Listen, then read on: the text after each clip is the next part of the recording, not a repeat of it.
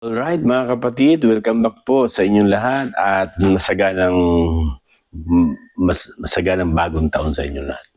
Happy New Year po mga kapatid at welcome back po sa ating mga ginagawa. At nawa, itong taon na to magkaroon na ng magandang resulta sa ating bansang Pilipinas at maging positibo sa mga bagay na magiging pakinabang din sa sambayan ng Pilipino.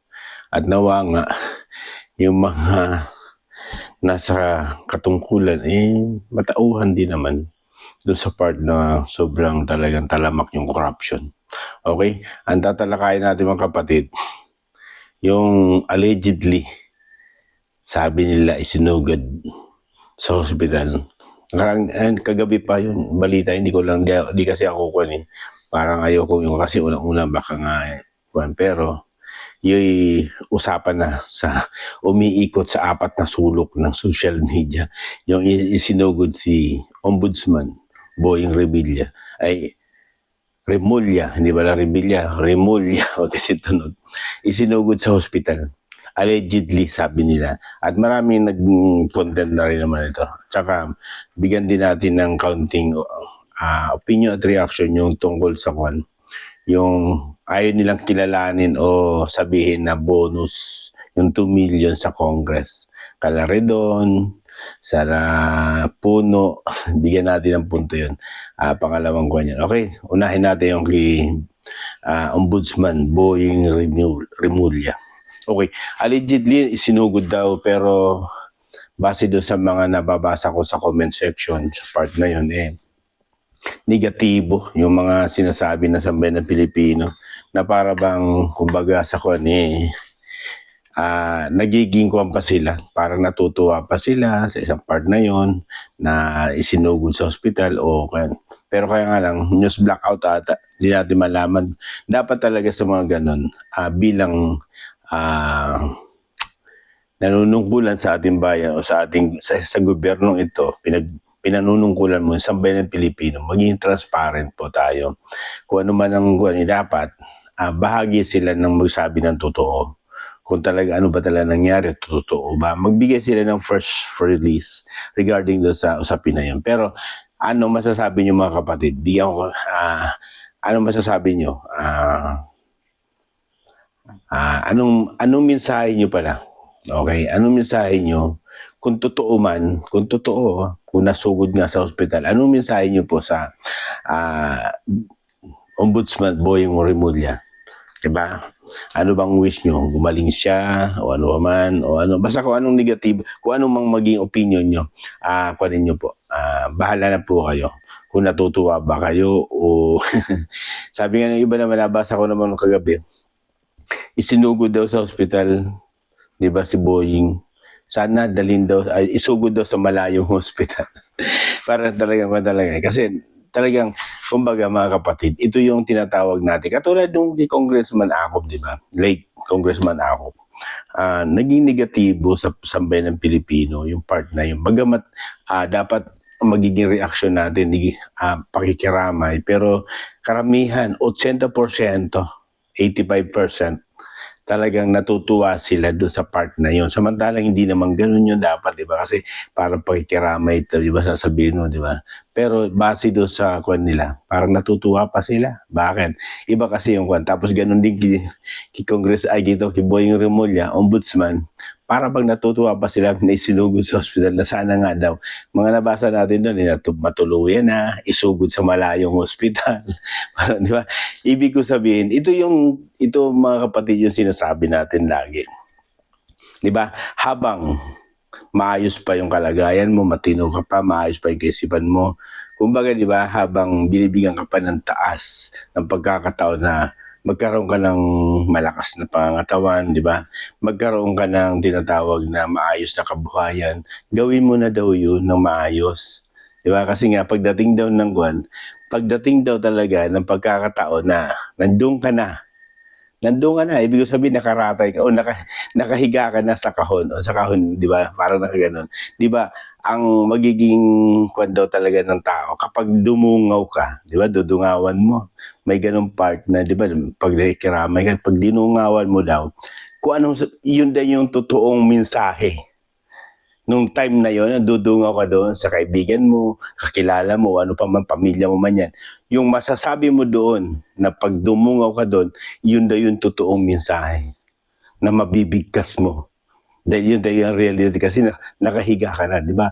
Kadalasan, ay, alam niyo po ba, napakabait ng tao yan. Di ba? Ganun naman talaga, di ba? Kadalasan sinasabi, pag nakikiramay ka, nakikiramay. Pero yung iba naman, ayan, buti nga sa iyo, di ba? Parang yun ang masakit. Bakit? Hanggang dun sa nakahiga ka, negatibo pa rin yung mensahe para sa'yo. Yun ang sinasabi natin na sana habang nabubuhay tayo, meron pa tayong lakas at meron pa tayong pagkakataon na gumawa ng mabuti, gawin mo na. Bakit? Pagdating ng oras, hindi mo na magagawa yung kapag nakahiga ka na doon sa kahon. Di ba? Totoo naman yan eh. At yung magiging mensahe nila, hindi mo na rin naman maririnig yun. Pero, yung bagay na yon kapag may ginawa kang kabutihan, susuklian ka rin sa part ng pagmimensahe hanggang yung nakahiga ka. Ay, sa nakita natin mga kapatid, na mensahe o ipinakikita ng sambayan ng Pilipino yung tungkol kay Congressman Acop, di ba? Parang hindi nila, parang natutuwa pa sila. Di ba? Baliktad yung pangyayari. Bakit? May hindi ka ginawang tama doon sa Congress yung time na nandun ka. Bagamat oo, yung kanyang performance, di ba? Talagang hindi mo natin matatawaran, di ba? Talagang ganun. Pero yung time na nandun ka, doon sa part na ginagawa mo at meron kang nagawang hindi mo, sabi nga, di ba? 100 ginawa mong mabuti, magkamali ka ng isa. Tabon lahat ng 100 mong ginawang kabutihan. Kaya dapat maging awareness ka lagi. Doon sa part na ginagawa mo, dapat yung ma-appreciate ng mga tao yung ginawa mo na kabutihan. Pagdating nakahiga ka, ay, alam niyo po ba, yan po si Congressman, ay talagang napakabuting tao. Hanggang doon, yun ang pinakadabis na kwan. Totoong nararamdaman ng tao kasi nga, doon sa part na yun, kumbaga, yung doon sa part na yun, wala ka, hindi mo naman maririnig pero may mensahe pa rin mabuti sa'yo. Katulad ngayon na nangyayari kay, di ba? Na kung totoo nga na isinugod sa hospital, si Ombudsman Boy Romulia, nawa, maging transparent po kayo. Pakita nyo yung totoo, magbigay kayo ng first release regarding doon kung totoo talaga. Dapat wala po kayo nililihim.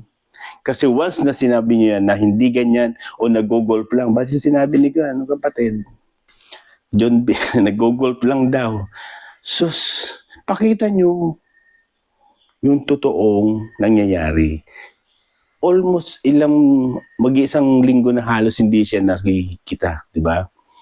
Kung ano man ang mga parte na nagiging ugong-ugong sa social media, pakita nyo sa sambayan ng Pilipino na totoo. Kaya ang hirap kasi kapag nanunungkulan ka na wala nang tiwala sa iyo sambayan ng Pilipino, lahat ng sasabihin mo, hindi ka na paniniwalaan. Yun ang mabigat doon.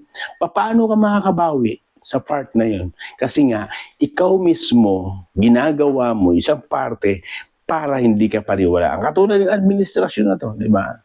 Ni Bongbong Marcos, nakikita nyo, puro negatibo sa part na yun. Kasi hindi nagiging totoo ang mensahe. Wala sa puso eh. Oh. Sabi niya, ibabalik niya daw, pagsisikapan o gagawin ng lahat para makabalik doon sa part na pagtitiwala ng sambayan ng Pilipino. Alam niyo po, Mr. President, madali lang naman po talaga yun. Pero mayroong lamat pa rin yun, di ba?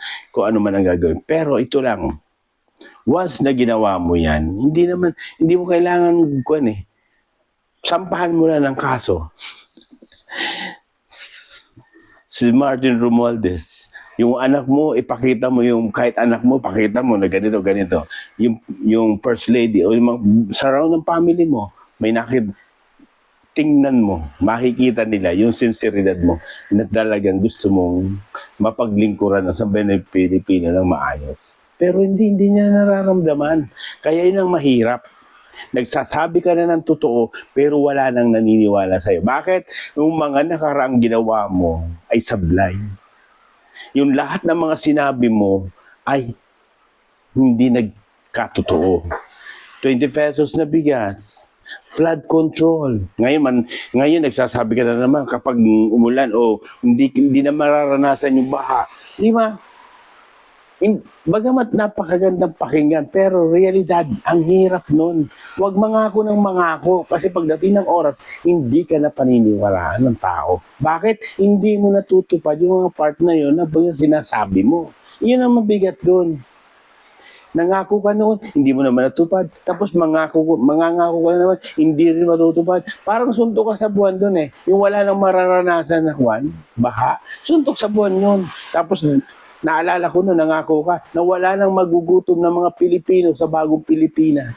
Eh puro gutom. Halos karamihan disappointed sa part na yun. Ultimo yung bigas binibenta nyo sa mga disaster area na nangyayari. Ginagawa nyo pang negosyo. Kumbaga, imbis na ibigay nyo, ibinibentahan nyo pa sila. Di ba? Papaano maibabalik ang tiwala nyo? Mahirapan. Kaya sana naman, sa pagkakataong ito, na nangyari, o totoo man, o allegedly, o totoo talaga nasa ospital, magbigay kayo ng first release. Pakita nyo. Kung nag-golf siya, ba't hindi nyo ipakita? Kung nasa ospital man siya, walang problema kasi lahat ng mga tayo nagkakasakit.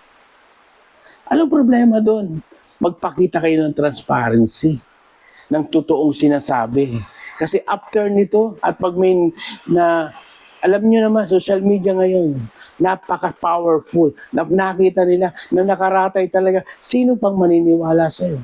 Yun ang sinasabi ko sa inyo. Sinasabi ng lahat. Yung ganitong bagay na to. Natutuwa ba kayo nung mga ospital? O ano ba ang panalangin nyo? Sana gumaling siya? O ano?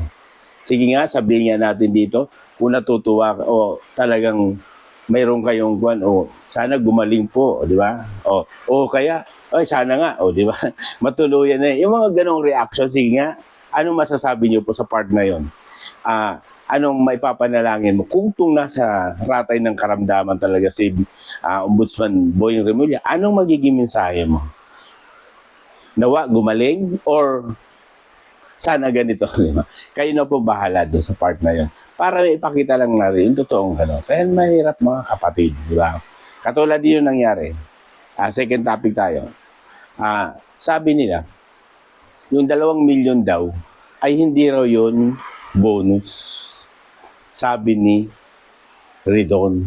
O sabi ni Congressman Puno. Yung sa kwan daw, ay yung 2 million daw yun para doon sa Christmas requirement. Yun ang sabi niya, di ba? Christmas requirement. Ano daw yun? Nung may tanong ng news reporter, anong Christmas requirement? Pupunta ka daw sa mga barabarangay, bigyan mo sila ng tinatawag mga kasayahan doon, sa part na yun. Hindi naman yun. Christmas na yun. Bonus talaga. Kasi ganito mga kapatid yan. Di ba yung bonus? Nagsweldo ka na. Binigay sa yung 13 month. Di ba? Nandun yun yung bahagi ng mga tamang rule. Tapos, after nun, may binigay sa yung extra. Bonus ang tawag yun. Di ba? Totoo naman yun eh. Alam naman natin. Huwag tayong ginagawang parang kailan lang tayo pinanganak. Christmas, tabi ni Puno daw, kanda yan. Performance, o ano pa man. Requirements, di ba? Na pasasay mo yung mga barabarangay, bonus pa rin yun. Ginagawa. Tapos sa mga kiredon, ayun daw mga tinatawag na, hindi naman daw bago yan. Lagi naman nangyayari. Ibig sabihin, sanay na po kasi kayo. Kami, na naririnig yun, hindi kami sanay sa ganon. Kaya ang tuwan namin, talagang, kayo sanay kayo bigyan ng ganito, na mayroon palang binibigay sa inyo. Kasi sanay na kayo eh. Di ba? Kami, hindi kami sanay sa ganon. Di ba? Kaya pag naririnig namin, nagugulat kami. Pero sa inyo, hindi na po kayo gulat. Bakit? Dati niya na palang ginagawa yan. May mga ganitong sitwasyon.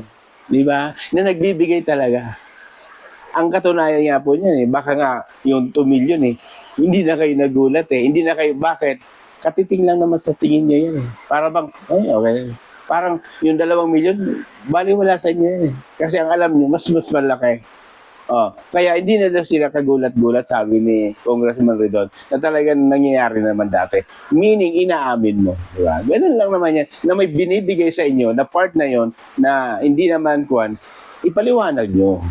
Pero ang totoo, sinabi ni Congressman Libiste, talagang bonus yan. Bakit? Eh, binigay na sa iyo yung 13 months, yung sweldo mo, may extra money, bonus po. Ganun po kasimple yan. Huwag nyo nang paikuti yung sambayan ng Pilipino. Hindi kami pinanganak kung kailan lang. Hindi nyo lang maamin na bonus kung ano pinag-iikot-ikot nyo. Di ba? Oh, Christmas requirement, sabi ni Puno. Sabi naman doon, ganito, dati namang nangyayari, talagang may ganun, na talagang may, sanay na kayo eh. Yun nga matindi nun, sobrang kakapal ang mukha nyo eh. Hindi nyo pera, pero nandiyan, ganyan na ginagawa nyo. Tapos palalabasin nyo na sinungaling. Sabi kasi ni Rido, di ba? Sinungaling talaga si Libiste. Eh, paano ka? Sige nga, totoo sinasabi niya na talaga may extra na inabot o may binigay na 2 milyon. At hindi niyo maitanggi, binabago niyo lang yung termino. Bakit? Kasi nga nasusukol na kayo. Basta tuwing masusukol kayo, naghahanap kayo ng dahilan. Parang sa palasyo, di ba? Pag nasukol, EI, di ba? Pag nasukol, fake news. Parang kayo, iniiba nyo lang yung termino. Pero ang totoo, bonus pa rin yun. Thank you at mag-grabe sa lahat. Dawa, nabigyan natin ng kwan. Pero doon lang naman tayo. Sana nga, ako, ayaw ko rin naman manalangin regarding kay Boying Ramulya, ombudsman. Sana gumaling siya. Pero kayo, tingnan natin kung anong magiging mensahe nyo. Papagaling ba? O sana mga ganito. Kayo nung bahala. Comment nyo po kung anong gusto nyo. Kung natutuwa ba kayo, anong panalangin nyo kay Boy Ramulya? O sana mga kasi mga nabasa natin, 85% negatibo talaga eh. Natutuwa sila. Sana nga isinugod sa hospital pero malayo. Bigat nun, di ba? Kasi emergency, di ba? Sana nga sinugod at doon sa malayong hospital. God bless po at nawa. Makita natin kung paano mag-reaction sa bayan ng Pilipino sa mga politiko, sa mga nanunungol sa ating bayan na hindi nagsasabi ng totoo.